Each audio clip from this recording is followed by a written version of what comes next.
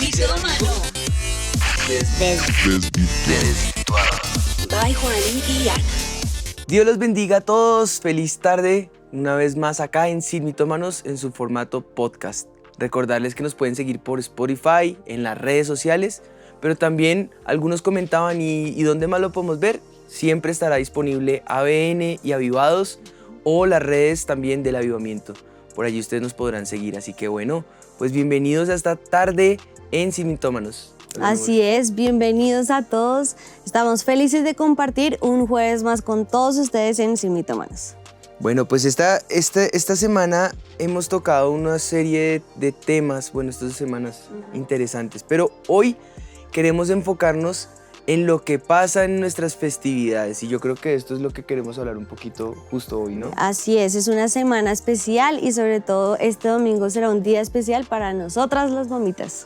El mes anterior se venía tocando todo el mes el tema de la mujer, pero ahora tiene ese matiz especial para las mamás. Y yo creo que hoy queremos resaltar eso que el Señor nos muestra en su palabra, esos aspectos importantes, ese lado hermoso que solamente nos ofrece esa maternidad o esa maternalidad que es lo que queremos resaltar. Cómo ve Dios a las mamás y como con ese enfoque honrar hoy a todas las mamitas que están aquí conectadas con nosotros.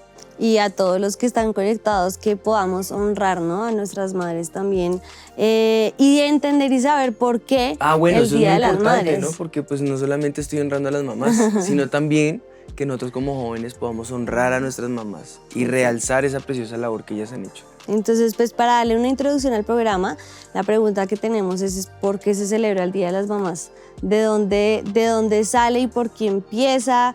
Y yo creo que siempre celebramos las cosas, pero no sabemos el trasfondo de ellas. Entonces, a manera de introducción, ¿cómo empezó el Día de las Madres? Yo la verdad estuve leyendo un poco acerca del contexto histórico, pero veo que desde las primeras civilizaciones de la humanidad se han realizado tradiciones, dependiendo del contexto rituales, dependiendo del contexto ceremonias, alrededor del papel que ocupan las madres en la comunidad. Por ejemplo, en la griega o la romana o el helenismo, también en las comunidades étnicas o en las culturas afros, cada uno tiene diferentes contextos, pero siempre en todos es característico conmemorar y honrar o virtudes o talentos o lo que representan las mamás. Y en estas comunidades como la griega o la romana, vemos que incluso como herencia de ellas en los siglos venideros, esas fiestas se fueron perfeccionando y según la cultura de cada sociedad se fue tornando un tema un poco más, digamos, cultural, más que conmemorativo.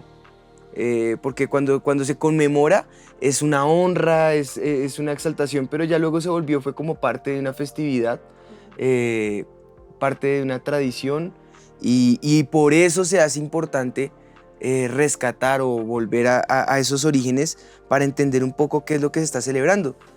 Pero es en los Estados Unidos que esa fiesta agarra una forma diferente a lo que ya hoy conocemos como esa cultura anual del Día de las Madres. Entonces, ya ubicados en Estados Unidos, en la segunda mitad del siglo XIX, mientras transcurría la Guerra Civil estadounidense, se levantó una activista llamada Julia Ward Howe, donde emitió su proclamación por la paz del Día de las Madres. Y allí ella lo hizo como un apoyo a todas las que habían perdido un ser querido en la guerra, sea el esposo, el papá, hermanos, hijos. Por eso proclama este día como el Día de las Madres en 1914 y se convirtió en un feriado nacional. En todos los Estados Unidos se volvió como un día muy importante el segundo domingo de cada mayo, donde pues ahí empieza ya como el día específico y el momento específico en el que vemos que aparece esta festividad que nace en Estados Unidos y pues ya se vuelve algo mundial el segundo domingo de cada mayo. Segundo domingo de cada mayo. Pero me gusta porque el contexto tiene que ver con el dolor de una mamá por su hijo. Exactamente, por su Y ahora no pérdida. tiene que ser que el contexto de celebración sea dolor, no. Pero realza lo que una mamá siente, lo que una mamá vive. Si el apóstol Pablo, refiriéndose a sus hijitos, dice, mis hijitos por quienes parí, o por quienes sufrí como una mamá con dolores de parto. Entonces nos hace esa analogía de lo que una mamá siente, porque incluso ha llegado a la modernidad a tal punto en que cuando quieren jurar, que la Biblia prohíbe que juremos en vano, dicen hasta por mi mamá, como lo más sagrado, como lo más, es que, o le dice con mi mamá no se meta porque es mejor dicho no la mencionen porque, entonces es una forma de manifestar algo que solamente una mamá entiende y es eso lo que se celebra, ¿no? Con ese contexto histórico viene a nuestras mentes del programa de Sin Mitómanos el mito del día. Y el mito está muy, muy chévere, ¿no? Dice, el único trabajo de las mamás es molestar. Y sí, Fíjense que uno... nuestro trabajo es molestar. ¿Y No, no? mentiras, vamos a ver. ¿Y no?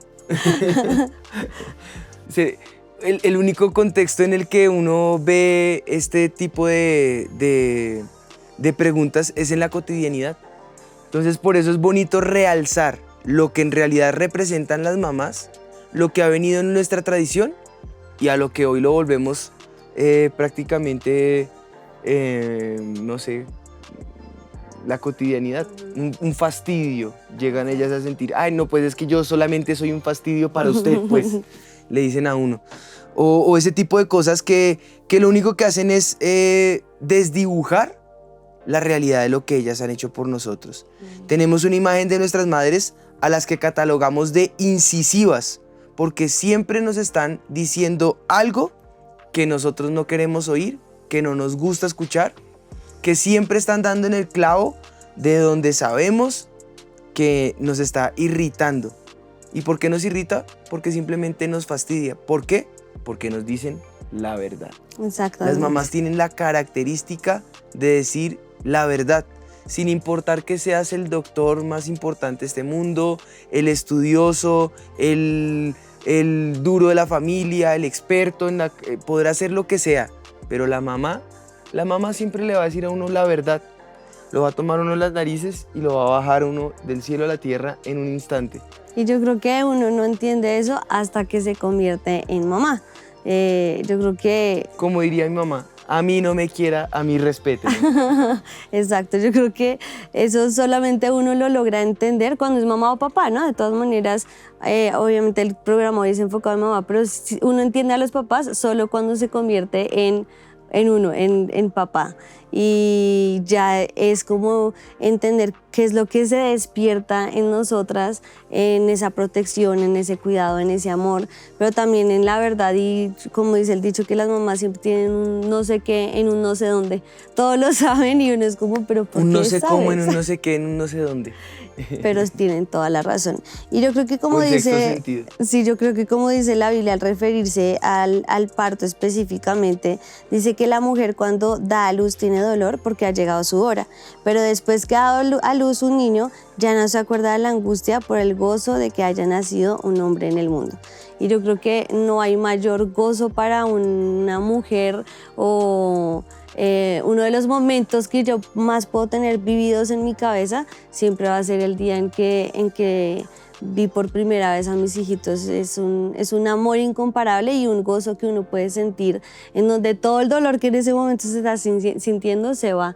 Por eso yo creo que las mamás tienen ese amor tan grande por sus hijitos.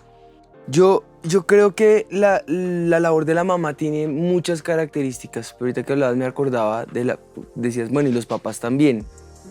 Pero yo creo que la labor del papá tiene una función cultural, bíblica y tradicional de un contexto totalmente diferente, en donde es más una responsabilidad, sin que la mamá no lo deje de ser, pero la figura es más de responsabilidad, es más de cobertura, que el de la mamá, que viene a ser el alma en la casa, el alma en la fiesta, el alma en la familia, Y yo creo que esa parte sentimental es una característica fundamental que me lleva a tratar el primer tema que queremos resaltar o la primera cualidad que queremos tocar hoy específicamente de las mamás en el contexto bíblico.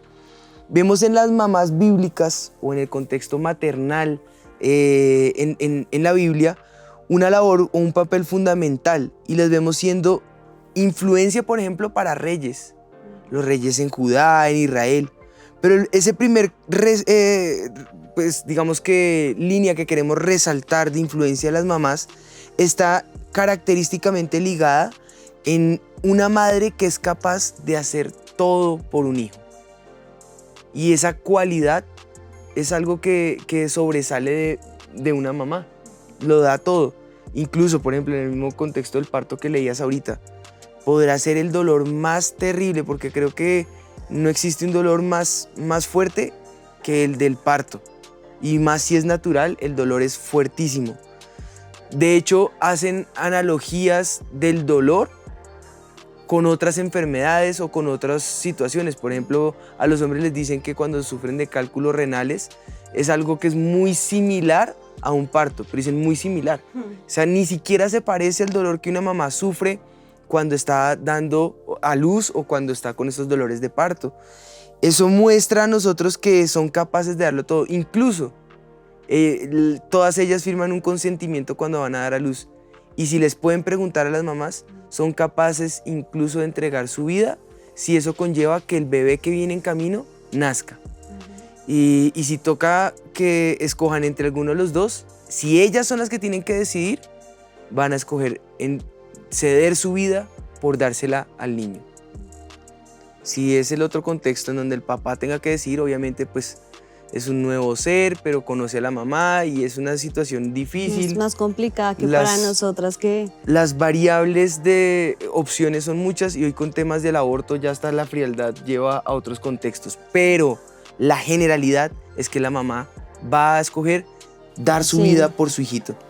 Y en ese contexto, esa característica que se quiere resaltar en donde da todo por su hijo, sobresale una mujer como Rebeca. Ella fue llamada por el siervo de Abraham, sin conocer siquiera a Abraham, escuchar tal vez porque eran familias muy cercanas, en donde sabría por tradición oral quién era Abraham, es decir, porque había escuchado quién era Abraham, pero más de ahí no. Y decide obedecer a la voz de las señales que hay características en el siervo que va y le llama, casarse con Isaac. Sin conocerlo, decidió creerle a Dios y decidió formar parte de la familia de Abraham con Isaac. Luego, cuando tiene sus 2 hijos mellizos, Dios le dice que en su vientre tiene 2 naciones y le dice que el menor serviría al mayor.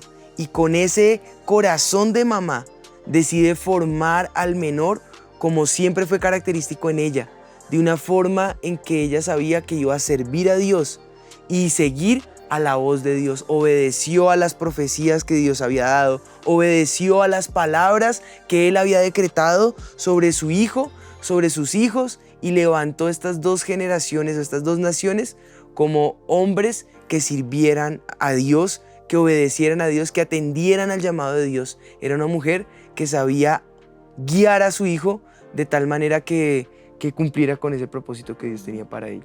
Y tremendo, ¿no? Porque es como caminar por fe. Y yo creo que ese es el trabajo de toda mamá con sus hijitos. Caminar por fe, pero militando sobre esa palabra, ¿no? No solamente es creerla, sino actuar a esa palabra. Y así lo vemos también con otra gran mamá en la palabra de Dios, que lo fue Jocabed. Jocabed fue la mamá de Moisés. Y ella sabía que este niño que había nacido, que aunque querían matar a todos los bebés en su época, ese bebé que había nacido tenía un propósito y lo que hace es guardarlo en esa cesta y ahí, como decimos, por fe, enviarlo por el río y tal vez al cuidado de su hermana. No sabemos si ella lo envió o no, pero sabemos que estaban cuidándolo porque sabían que era una promesa en camino. Y el Señor guarda su vida, llega la hija del faraón y cuando proponen quién puede cuidar al bebé, Miriam es la que propone a su mamá y vemos cómo por actuar en esa osadía, diría yo, en esa valentía de guardar a su hijo, de guardar lo que yo creo que ella sabía que era esa promesa, puede criar a su hijito, porque de todas maneras ella es la que lo cuida y lo levanta. Pues era la tradición que hubiera alguien acompañando al bebé y lo ayudara a criar, que no fuera la hija de Faraón solamente. Y vemos cómo yo creo que ella influenció la vida de Moisés para que sea el hombre de Dios que conocemos hoy en la palabra. Es el líder de Israel. Uh-huh. Detrás de estos hombres de Dios, siempre la labor de las mamás fue fundamental. Uh-huh. Encontramos otras situaciones, por ejemplo, la mamá de Samson. Esta mujer no podía tener hijos, era estéril, pero un ángel del Señor le anunció que iba a tener un hijo, que sería varón. Le habló acerca de ese hijo que iba a ser apartado con un propósito. De hecho, es tan tremenda esa señal que se vuelve tipología de Cristo o de lo que iba a pasar con el Hijo de Dios cuando vendría, que era una persona que iba a ser apartada, no iba a tomar vino, no iba a cortarse el cabello, pero no por lo que hizo, es decir, no porque se dejara crecer el cabello y no tomara vino, sino por lo que representa la consagración, lo que vino a ser tipología para el Hijo de Dios, que iba a ser una persona apartada y dispuesta con un propósito de liberación, como lo fue el caso de Samson. Tan grande fue la señal que trajo incluso consolación para su esposo, que vio la esterilidad de ella, vio las situaciones, pero esta mujer de fe trajo consolación a su esposo y le alentó en un futuro que no estaba viendo en este instante, y era la llegada de su hijo, que en este caso era Sansón. También tenemos la historia. Esta historia le quiero dar un contexto interesante. Hay mamás que nos puedan estar viendo, o hijos que saben que sus mamás fueron madres cabezas de familia, solitas, y dicen, bueno, chévere todas estas historias, pero ellos tenían ahí todo un contexto de familia. Pero esta historia es característica y está narrada en la Biblia para estas mamás solitarias. Noemí, esta mujer, decidió irse de la tribu de Judá a Moab, y allí perdió a sus hijos, perdió a su marido, se quedó con sus nueras, es decir, las esposas de sus hijos, y ella. Y al verlas solas, decidió abrazarlas y acobijarlas.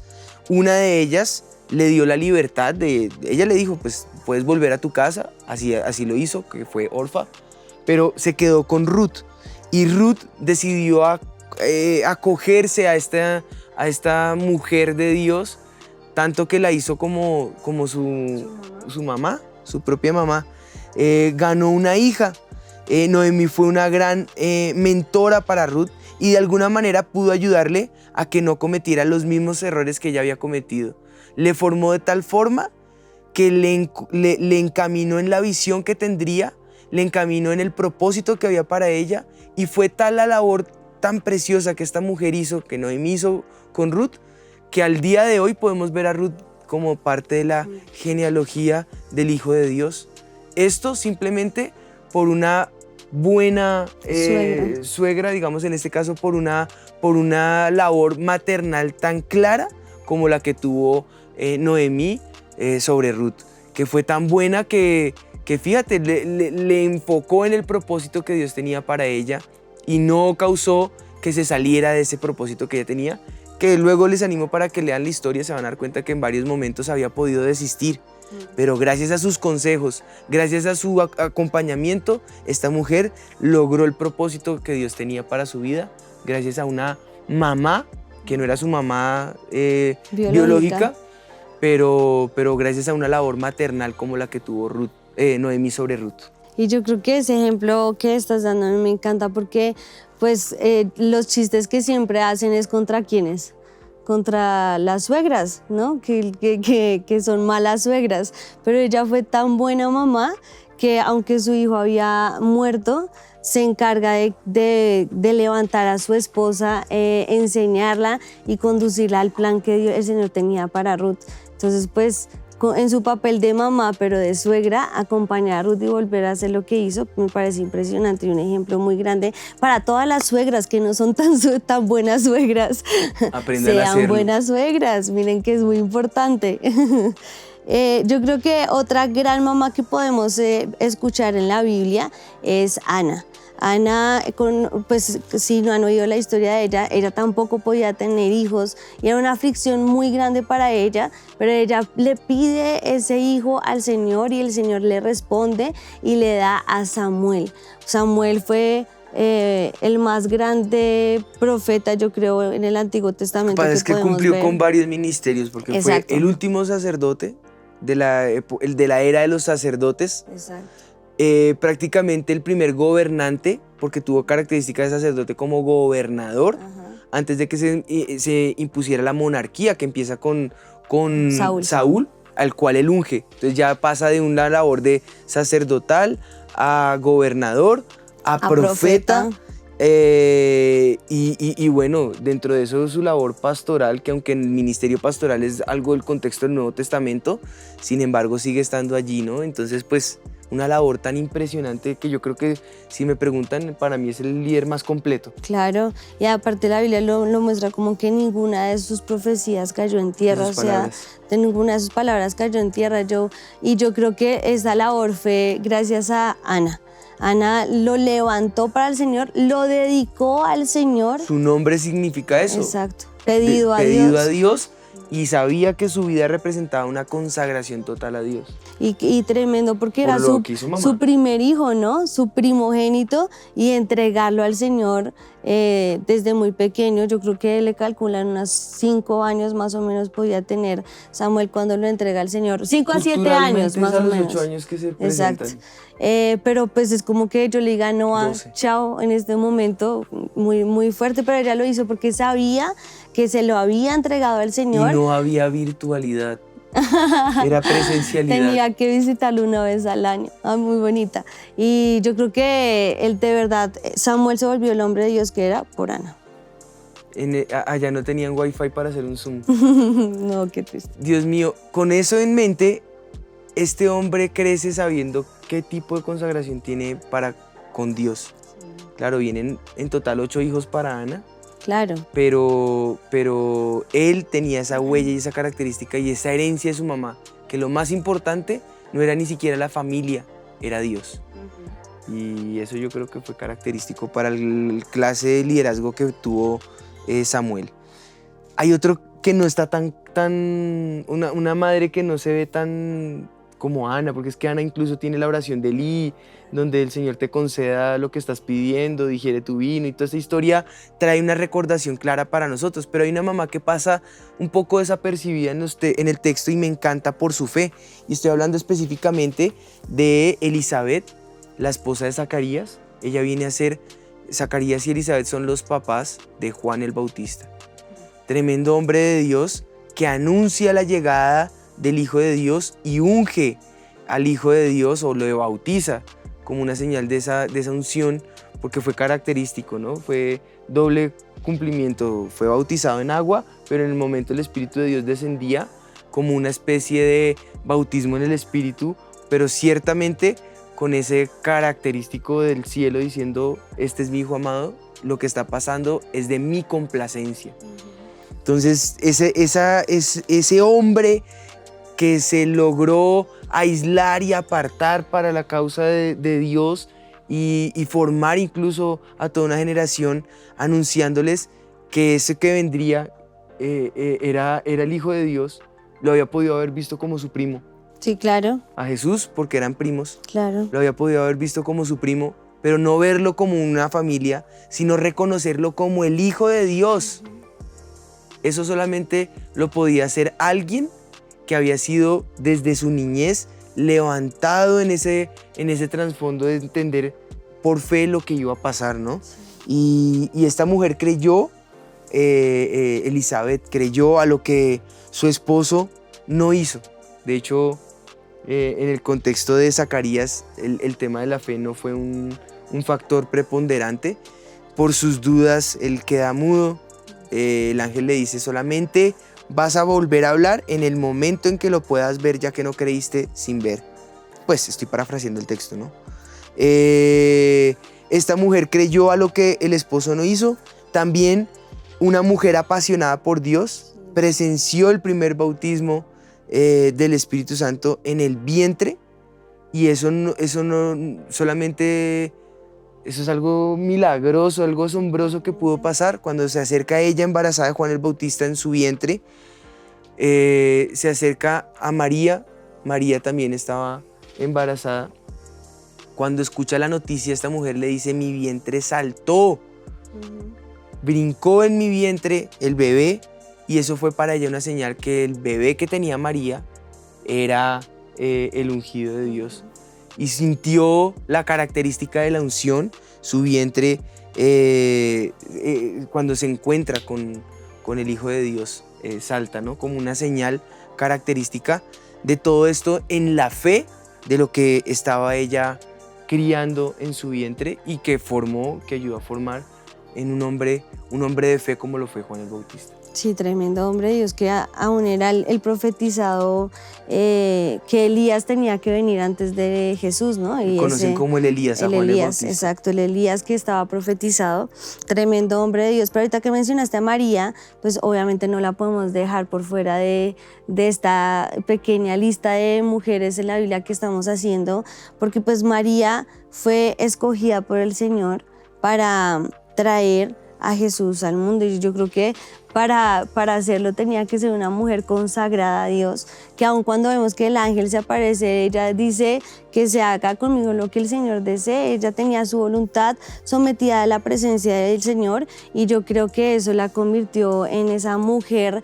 tan importante y virtuosa en la palabra del Señor, porque el Señor sabía que podía escogerla porque iba a levantar también a Jesús. De todas maneras, tenemos que saber que Jesús fue 100% Dios, pero 100% hombre, así que tuvo que ser criado por esta mujer de una manera muy importante, muy especial, y ella, sabiendo quién era y a quién había traído al mundo, que era el Hijo de Dios, pues de esa manera estoy segurísima que lo levantó para que fuera pues Jesús, obviamente no influyendo totalmente, pero tuvo que haber marcado impresionantemente la vida del Señor Jesús. De hecho, podemos ver en la palabra de Dios cómo el primer milagro de Jesús sucede por influencia de su mamá, de María. Cuando llegan a las fiestas de las bodas, María le dice... de Cana. Exacto, María es la que se da cuenta que se les acaba el vino, y va donde Jesús les dice: se nos acabó el vino. Y entonces el Señor le dice: como esto no es asunto nuestro, no ha llegado nuestro momento. Pero ella dice: hagan todo lo que Jesús les diga, y ahí es cuando el Señor hace el cambio del agua en vino. Y sucede el primer milagro de Jesús, impulsado ¿por quién? Por la fe de Por esta mujer. la mujer, por su mamá. Esto es impresionante, es tan fuerte y es tan impresionante la labor que hace María, que incluso, y lo voy a decir con tranquilidad, pero incluso por esta razón es que hay muchas religiones que adoran a María. Claro, descontextualizado un poco y salido ya al otro extremo, como todo en la historia, cada extremo lleva a temas de discusión humana, pero sabemos que es tan fuerte la labor que por eso nosotros honramos la labor que hace como una mujer virtuosa, como una mujer valerosa. Obviamente no le adoramos porque creemos lo que dice la palabra del Señor, cuando digno de adoración solamente es Dios. Pero es un gran ejemplo. Pero su ejemplo es un testimonio que no podemos dejar pasar por alto. De hecho, lo tenemos como el más importante de todos los que hemos mencionado, porque es un testimonio fehaciente de todo lo que ella hizo, de lo que impulsó, de lo que motivó, de la fe que tuvo, de la forma en que incluso veía hasta el último día, hasta el último tiempo.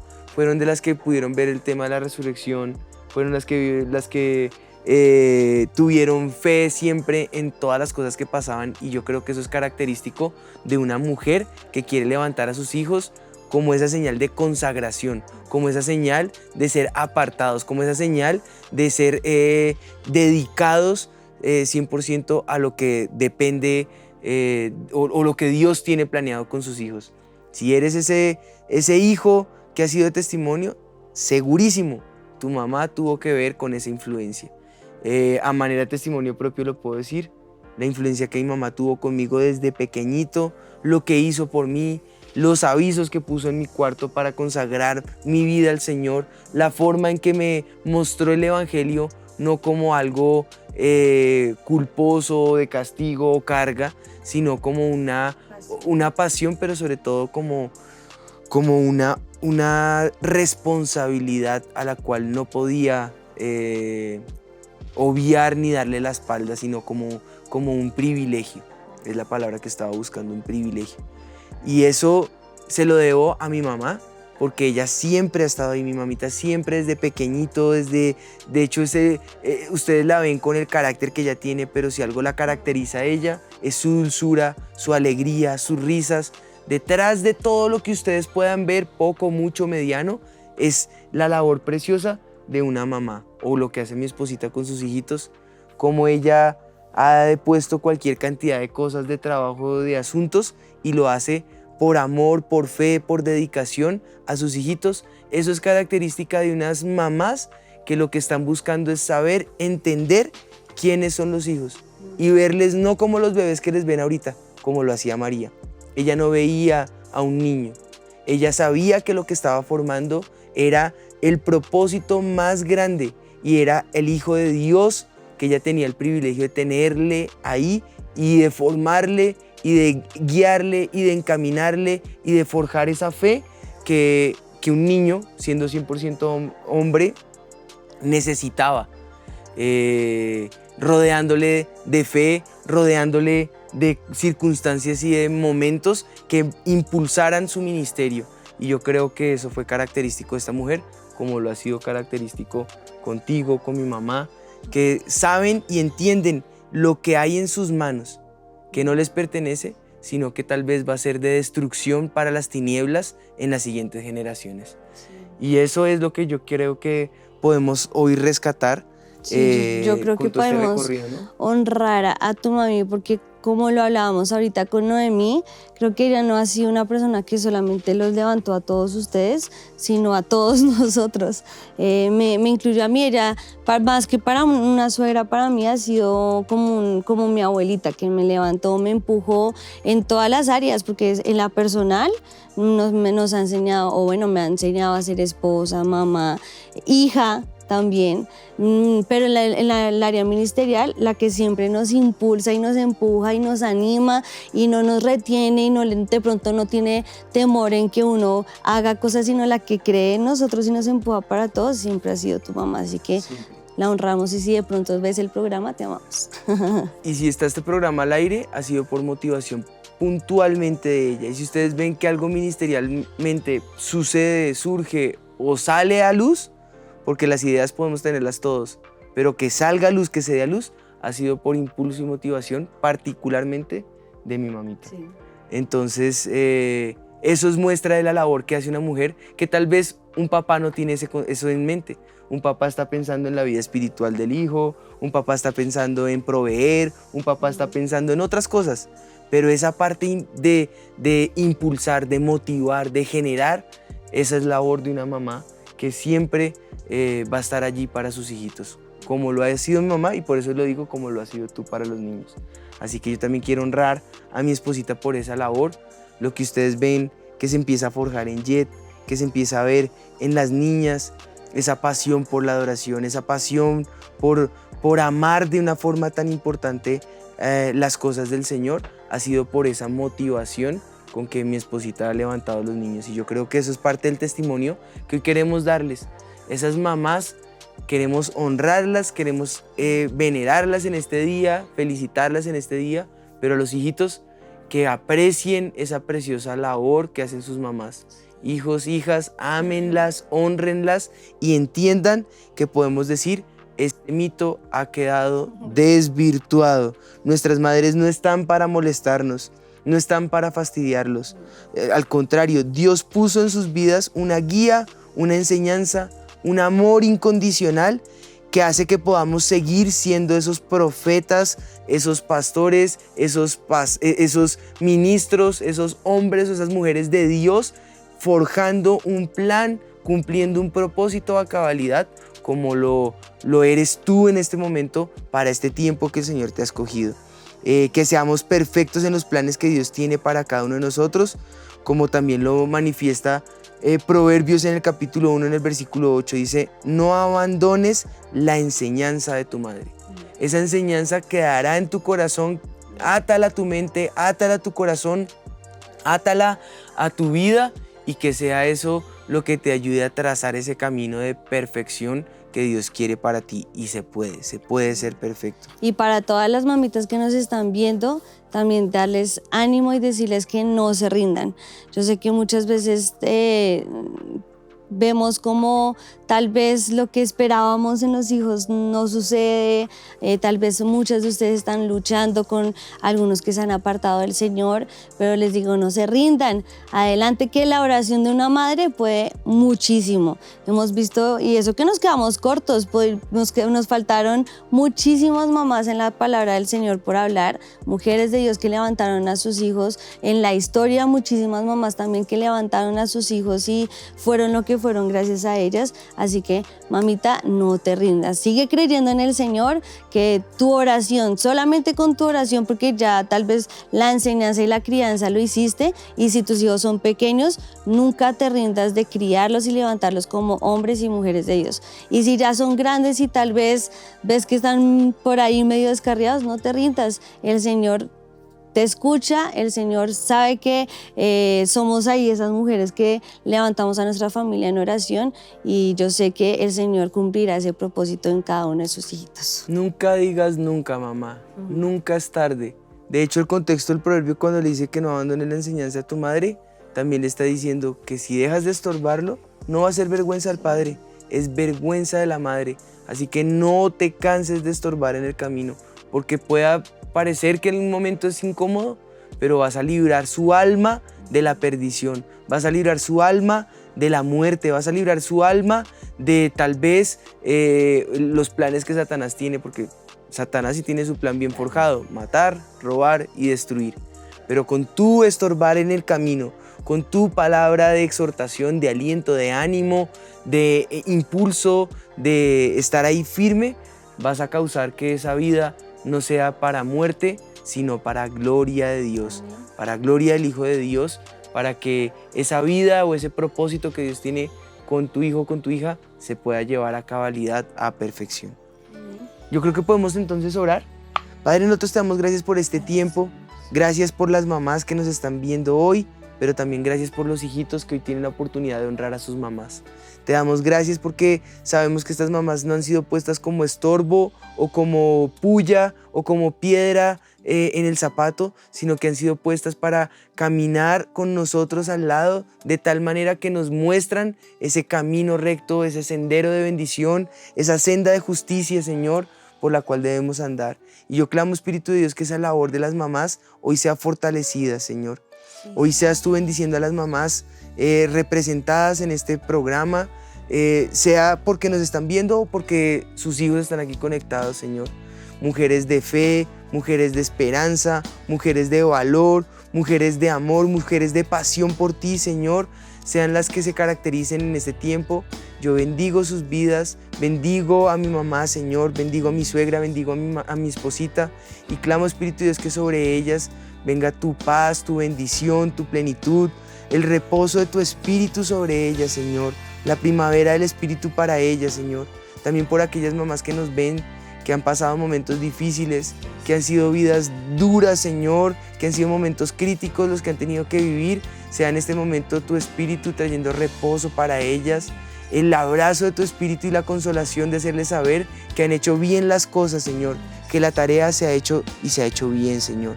Tu bendición para cada una de ellas en el nombre de Jesús, Señor. Señor, clamamos que tú seas su esposo, Señor, como lo dice tu palabra. Ellas no han quedado solas, sino que tú eres ahora el que peleas por ellas, el que no las abandona, Señor.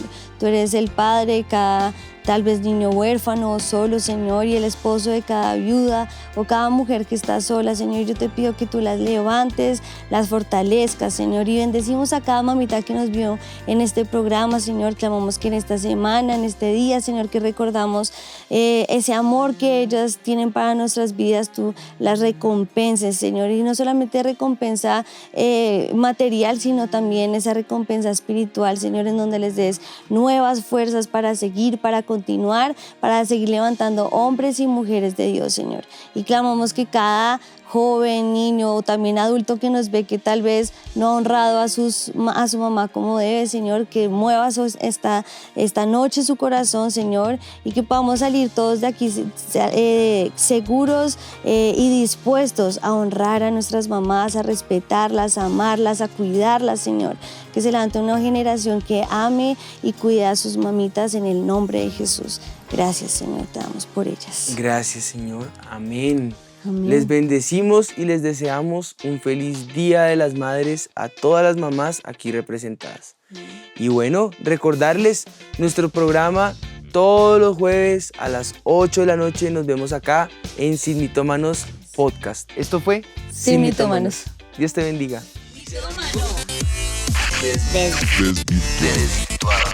By Juaní y Ana. Sin Mitómanos. Esto fue Sin Mitómanos.